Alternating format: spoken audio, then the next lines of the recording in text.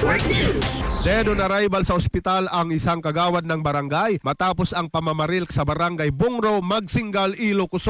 Nakilala ang biktima na si Joseph Sabado Orbien, 50 years old na kagawad sa barangay Bungro ng Sabing Bayan. Batay sa investigasyon ng Magsingal Police Station, ang biktima ay kasalukuyang nasa biranda ng kanyang bahay nang bigla na lang pinagbabaril ng hindi pa nakikilalang suspek. Nagtamo ang biktima ng tama sa kanyang mukha at dinala ito sa District Hospital Magsingal pero idineklarang dead on arrival. Agad namang tumakas ang suspek pagkatapos ng krimen. Ayon kay Police Captain Melvin Trinidad, officer in charge ng Magsingal Police Station, 3 anggulo ang tinitignang motibo sa pamamaril. Isa na rito ang trabaho ng biktima bilang kagawad ng barangay, personal na buhay at love life. Kasama mo sa IFM Bigan, Idol Mike Layante. Tatak RMN. RMN Network News.